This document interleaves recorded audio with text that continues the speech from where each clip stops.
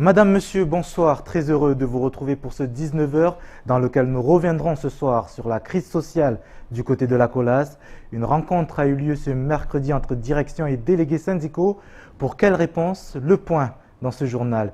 Et puis en politique, la rentrée des classes des nouveaux députés à l'Assemblée nationale a bien eu lieu mardi dernier. Mansour Kamardine et Ramlati Ali étaient bien présents pour la photo officielle.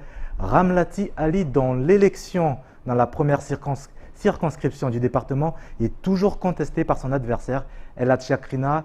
On en parle ce soir avec l'invité de la rédaction, Arsani Toumbou, secrétaire PS de la section de Bandrabois, commune justement de la discorde lors des dernières élections législatives. Merci d'être avec nous. Voici les titres de votre JTM. Le dialogue a repris ce matin du côté de la société Colas. Les délégués syndicaux avaient rendez-vous avec leur direction 8 semaines après le début du mouvement. Néanmoins, la question des différentes plaintes engagées par les deux parties n'aura pas permis aux discussions de s'éterniser. Le point en ouverture de cette édition. Personnalités, élus, parents, élèves, il y avait foule ce matin pour l'inauguration du collège de Ouangani. Depuis janvier, les classes de 6e et 5e ont intégré l'établissement. Les 4e et les classes de SECPA, eux, feront leur entrée l'année prochaine, avant l'arrivée des 3e prévue en 2018. Visite de l'établissement au cours de ce journal. À quelques mètres de la bibliothèque de Cavani, on trouve une boutique un peu spéciale, celle d'Ayouba Couture. Robes, jupes, chemises, bijoux, sacs, l'artisane décline et modernise les tissus traditionnels, mettant à l'honneur la culture mahoraise. Nous sommes allés à la rencontre de cette passionnée. Coup de projecteur à la fin de cette édition. Le conflit à la Colas semble entrer dans une phase bien incertaine. Plusieurs salariés grévistes ont reçu des courriers en vue d'une convocation en fin de semaine pour faute lourde. Désormais, ils sont 10 sous la menace d'un licenciement, dont 4 délégués syndicaux. Ce matin, les grévistes ont rencontré leur direction. Une seconde réunion où la question des revendications n'était pas à l'ordre du jour. Le point dans ce sujet signé Pierre Bellucci et Leslie Vimenet. Après 8 semaines de grève, la seconde réunion entre direction et délégués syndicaux de la Colas s'est tenue ce matin 11h. Néanmoins, peu avant la rencontre, les salariés grévistes ont appris que le nombre de convocations en vue d'un licenciement pour faute lourde était passé de 7 à 10. Nous, on était au courant qu'il y avait 7 licenciements et du coup, aujourd'hui, on vient d'apprendre qu'il y en a 10 licenciements. J'ai pas un sentiment particulier là-dessus parce que, bon, ben, écoutez, nous, on sait très bien ce qui se passe sur Mayotte. Donc, du coup, moi, je préfère à ce que la justice fasse son travail là-dessus, à ce qu'il y ait une vraie justice qui se fasse face à ce licenciement. Si Moussa Ben Youssouf souhaite croire à la justice, la réunion du jour devait également permettre de ne pas en arriver là.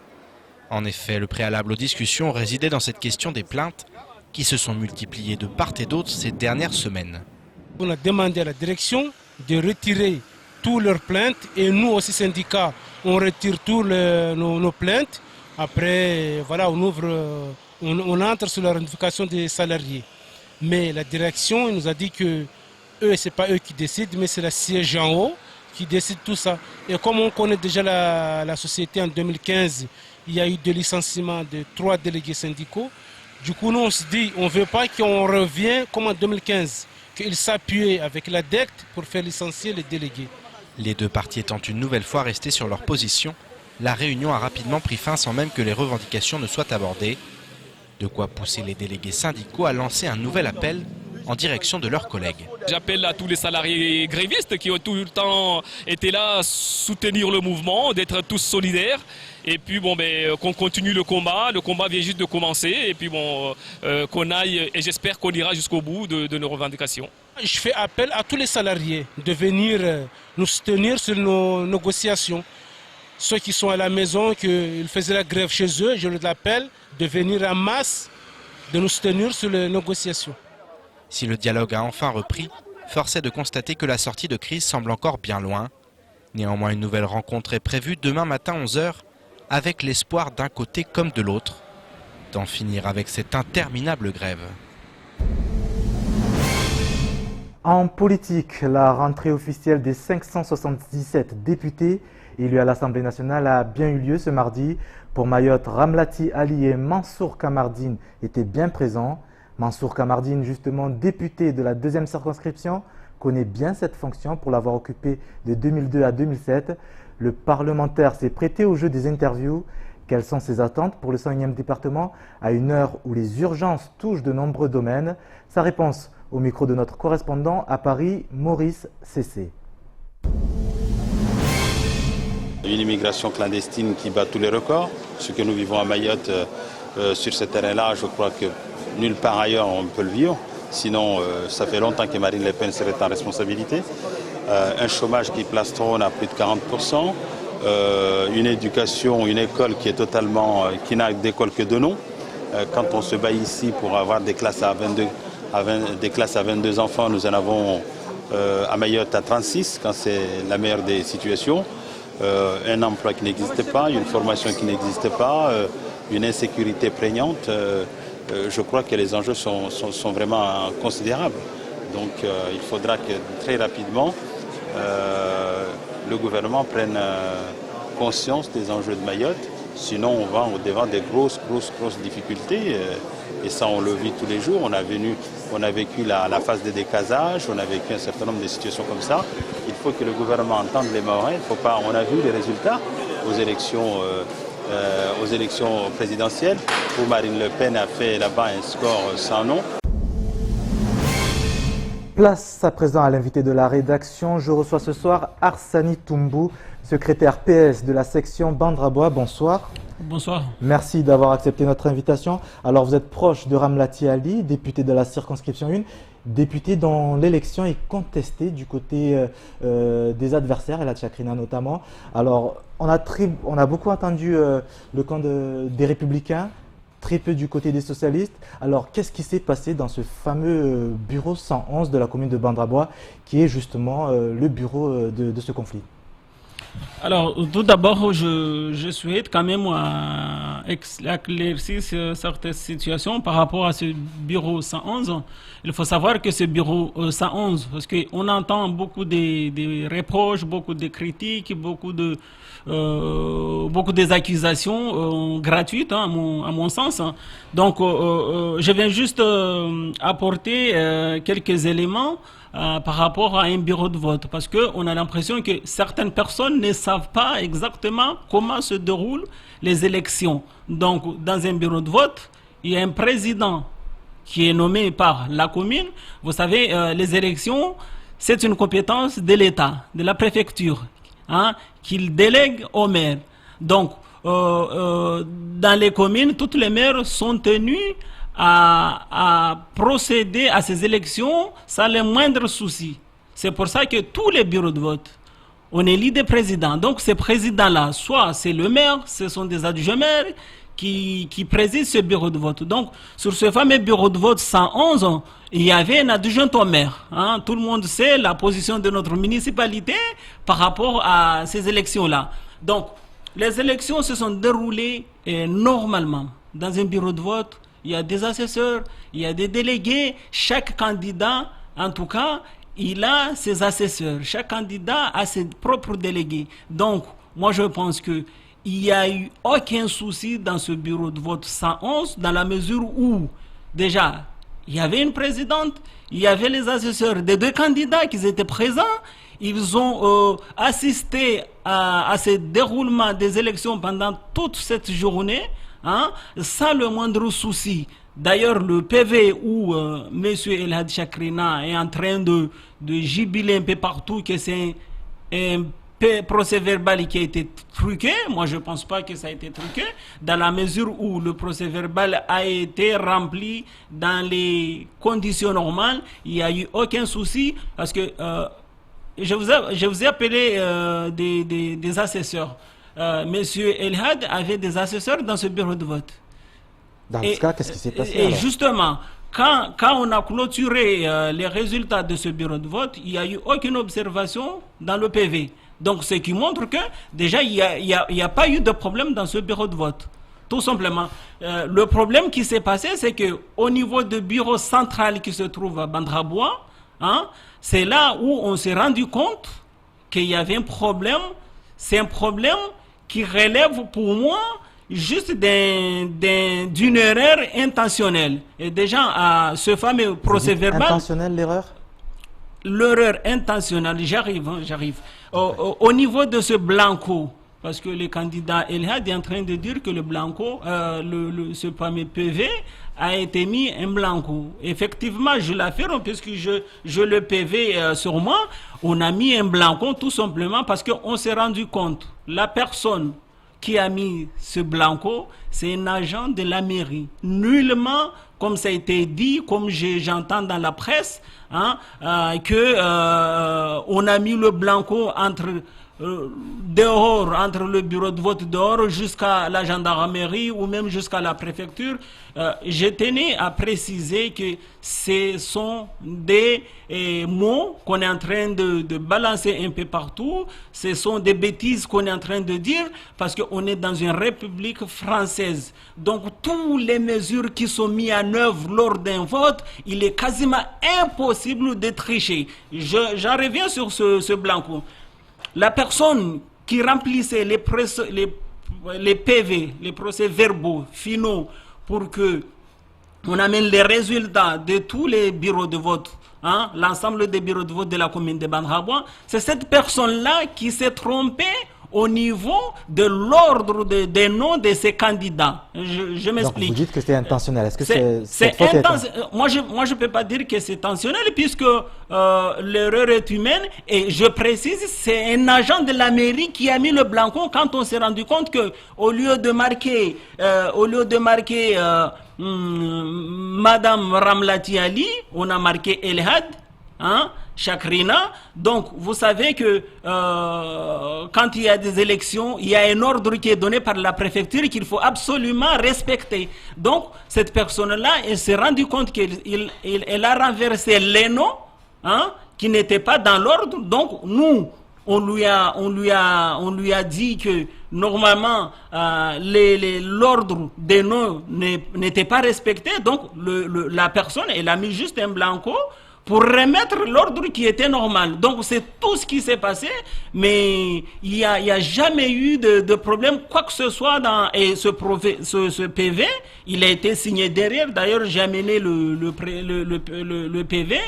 Toute personne qui veut voir ce PV, il peut venir le voir. Mais de dire qu'un PV qui ne comporte aucune signature, et ça, ce sont des bêtises qu'on est en train de dire aux Mahorais et qu'il faut qu'on cesse de dire ces bêtises-là dans toutes les presses à Mayotte. J'ai entendu les nouvelles de Mayotte qui a dit que voilà les élections truquées à Djoumounié, c'est même pas Djoumounié, mais ces fameux bureaux, c'est Andema. Donc il faut arrêter. Pas plus tard que ce matin, j'ai entendu dans vos ondes, Mayotte, pas Mayotte Première, mais Squeezie, de dire que voilà, il y a un PV qui a été truqué, c'est pas le bon PV. Non, mais il faut arrêter. Si vous voulez les renseignements concrets, les vrais renseignements, il faut aller à la source, mais il ne faut pas rester à Mamoudzou et inventer des choses. Et quand je suis aujourd'hui, c'est parce qu'on commence quand même à en avoir marre,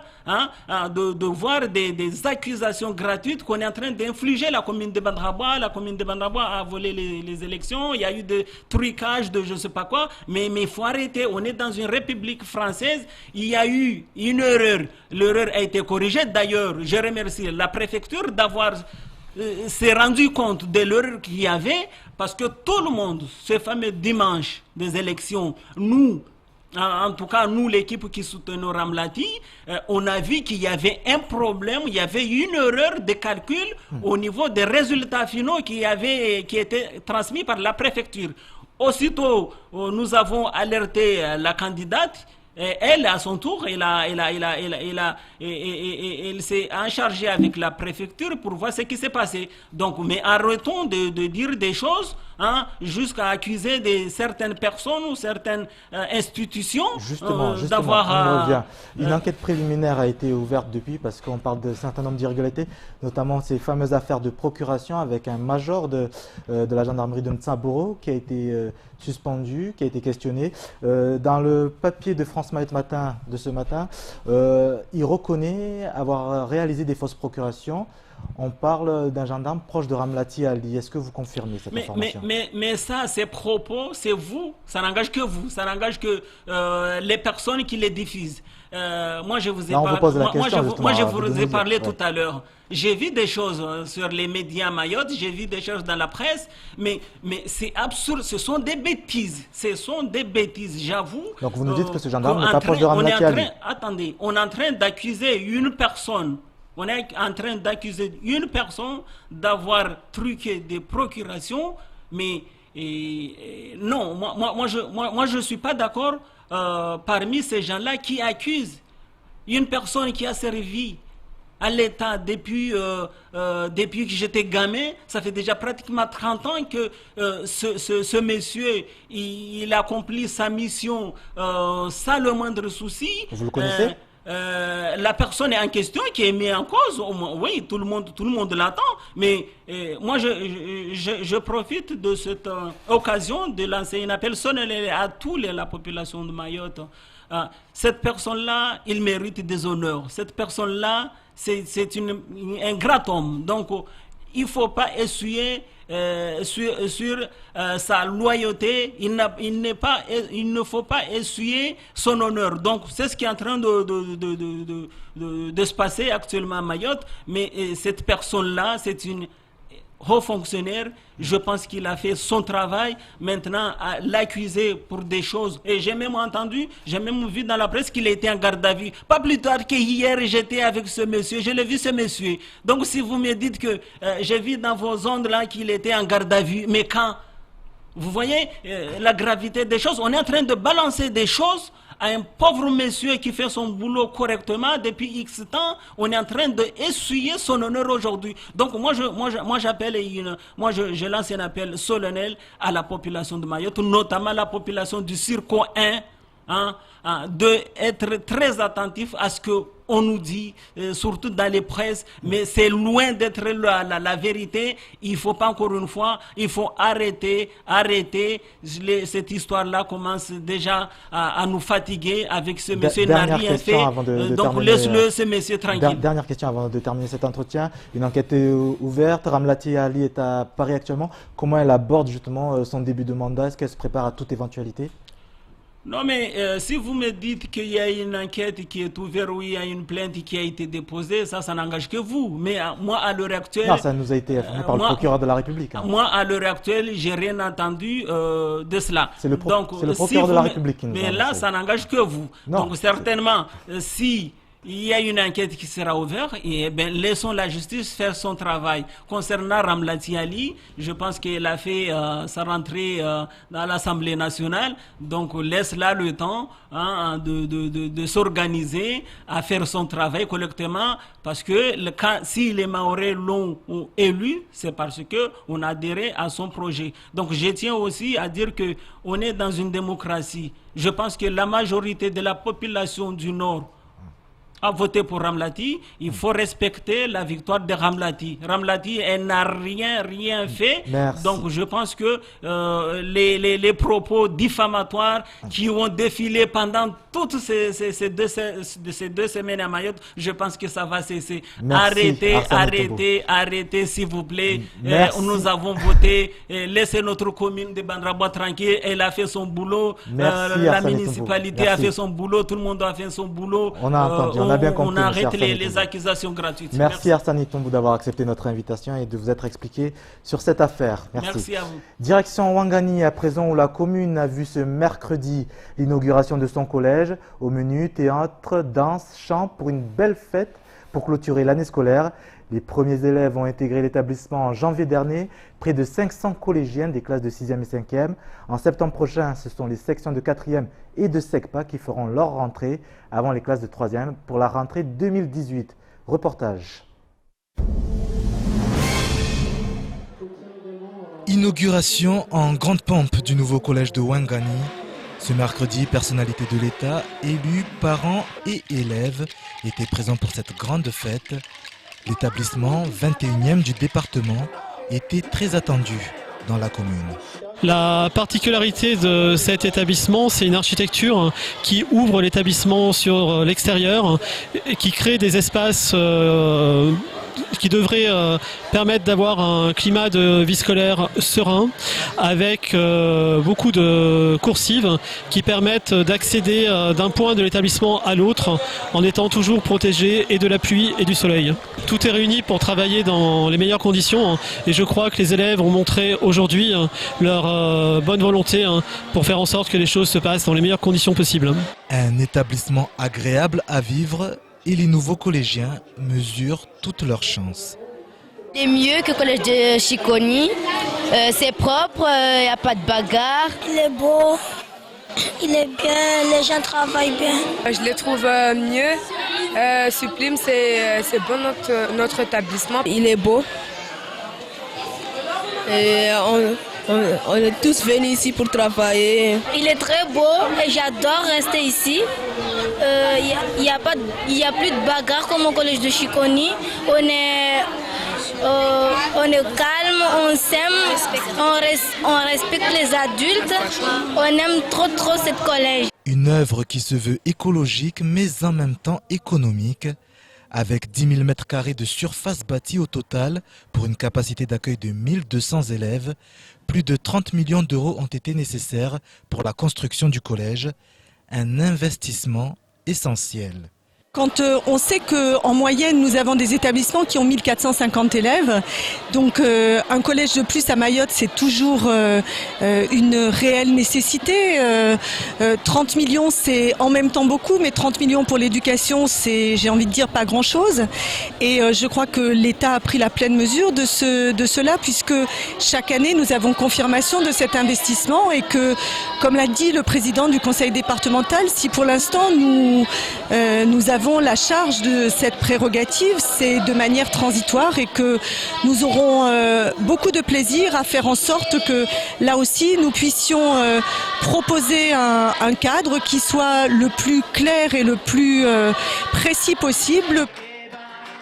Dès la rentrée prochaine, l'établissement accueillera les sections de 4e et de SECPA pour les élèves en difficulté scolaire.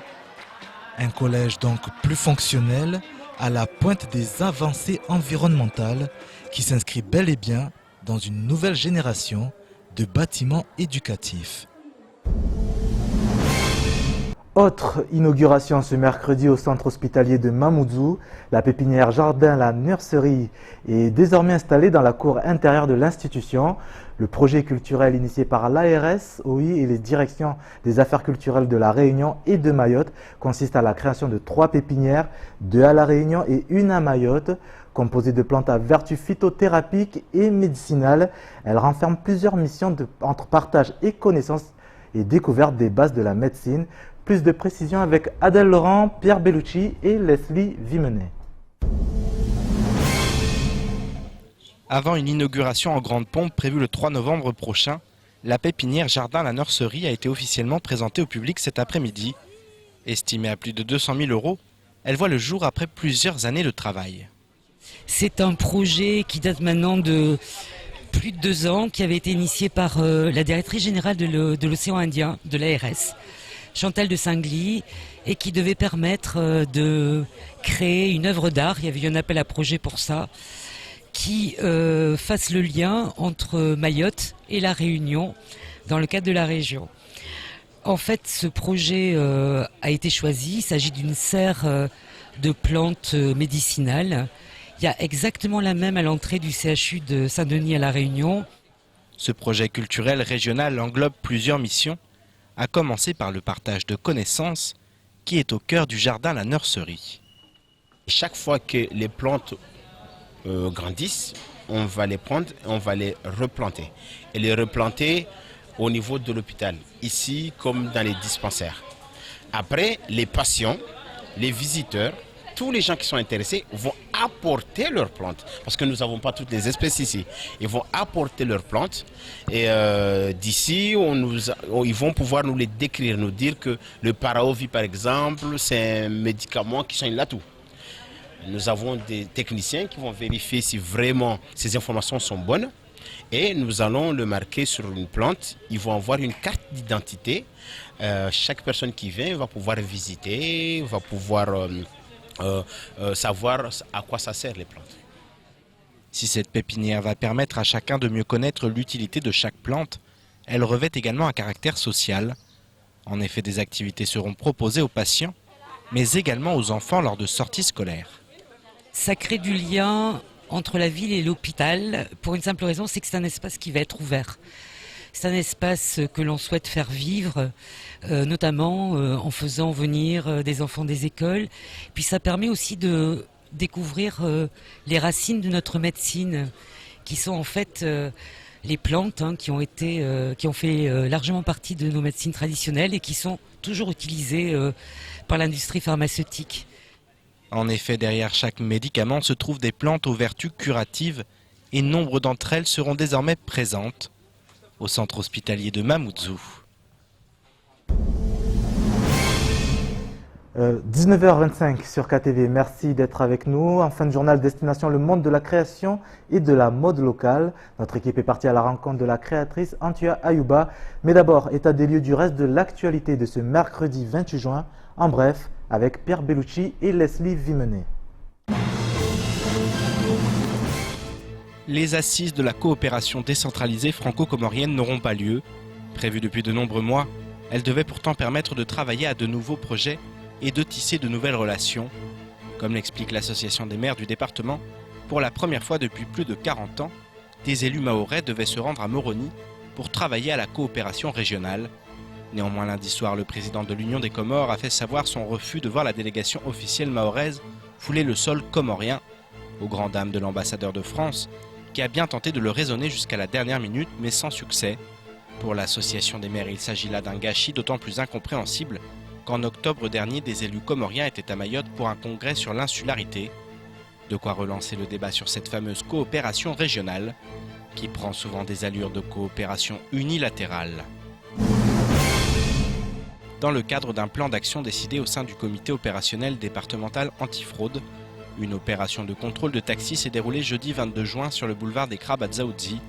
Coordonnée par la DIEC, la direction départementale de la police aux frontières, la gendarmerie, la police municipale ou encore le service licence taxi de la préfecture, 41 véhicules sur les 70 titulaires d'une licence de taxi en petite terre ont été arrêtés et contrôlés.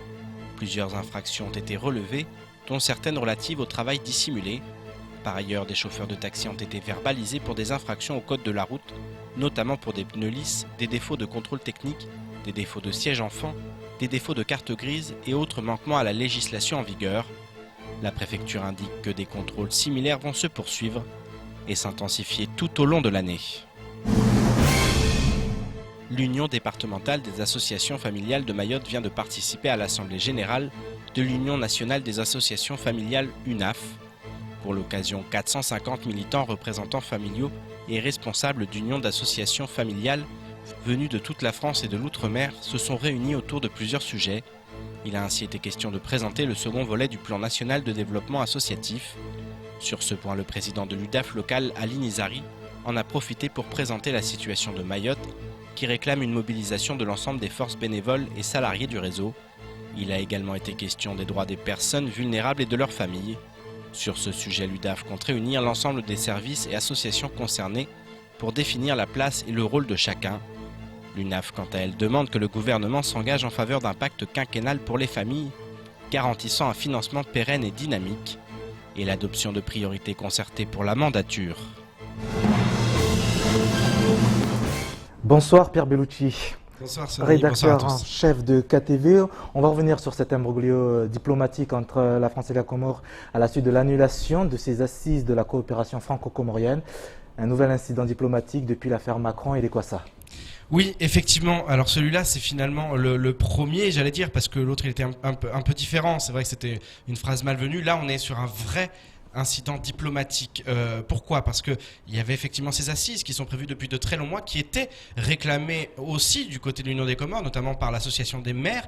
Il devait y avoir les 3 gouverneurs des îles. Il devait également aussi forcément avoir le président Azali Assoumani. Et puis cette délégation mahoraise, une délégation aussi réunionnaise. Et puis finalement, cette décision, alors plusieurs décisions. Une première de retirer, d'annuler finalement l'invitation faite à la délégation des élus mahorais.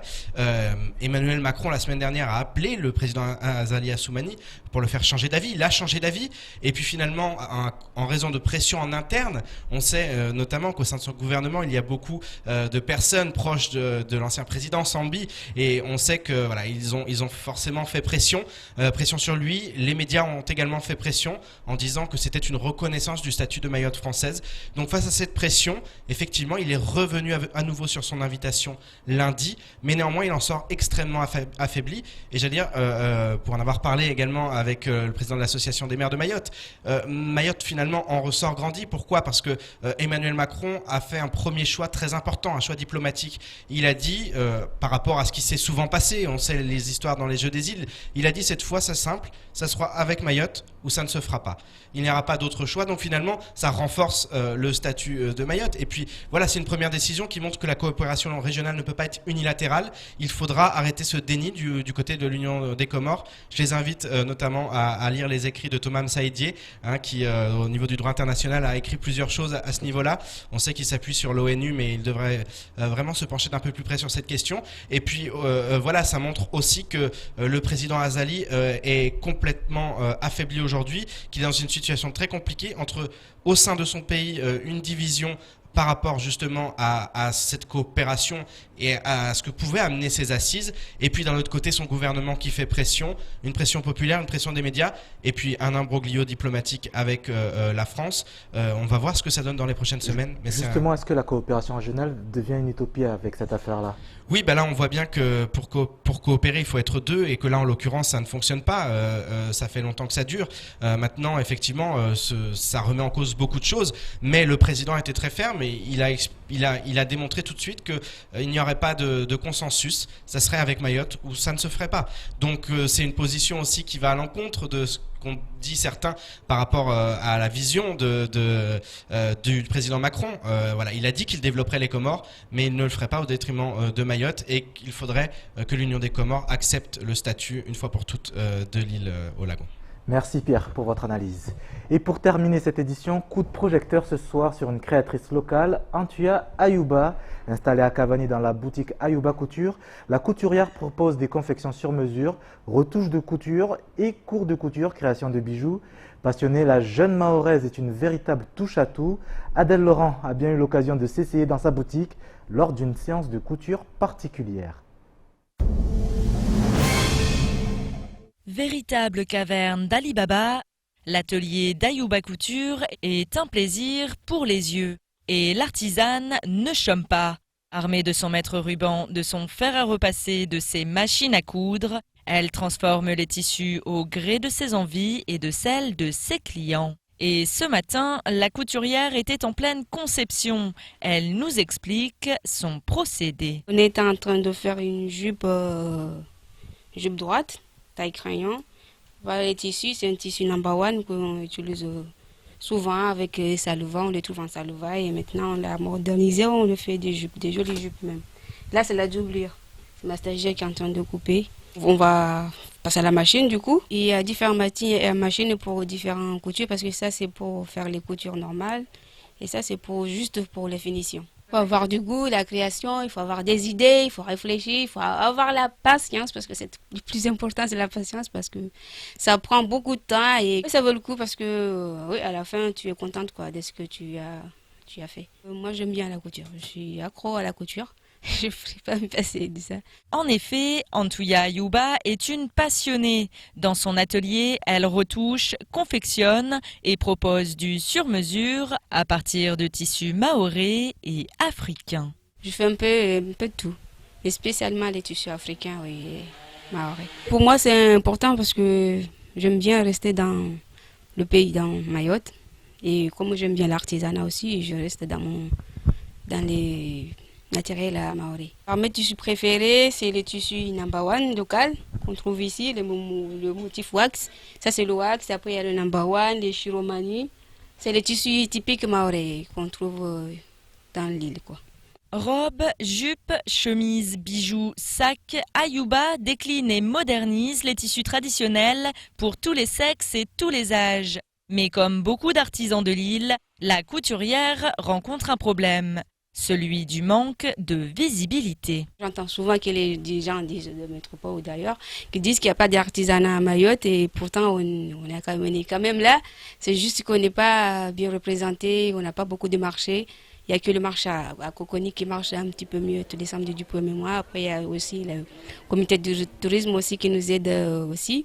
Mais à part ça, il n'y a pas beaucoup de marchés, oui, c'est vrai, pour nous permettre aussi à vendre parce que c'est pas en m'en cachant ici que je vais avoir des clientèles que je vais avoir un salaire, quoi. C'est un peu compliqué. Située à Cavani, entre la bibliothèque et l'association Tama, la boutique d'Ayuba est en effet un peu cachée. Et pour la trouver, il faut se fier au panneau jaune. Mais la boutique vaut le coup d'œil, puisqu'au-delà d'habiller la population, l'artisane utilise son savoir-faire particulier pour remettre au goût du jour les tissus traditionnels, mettant ainsi à l'honneur la culture mahoraise. Ainsi va de l'actualité de ce mercredi. Merci de nous avoir suivis. Dans un instant, les rediffusions des temps de parole de ce mercredi. Retrouvez toute l'actualité de l'île sur l'infoquesi.fr. Retour de l'information demain, dès 6h, avec le journal radio de Pierre Bellucci. Quant à moi, j'aurai l'honneur et le plaisir de vous retrouver à 19h pour un nouveau chapitre de votre actualité. Bonne soirée à tous.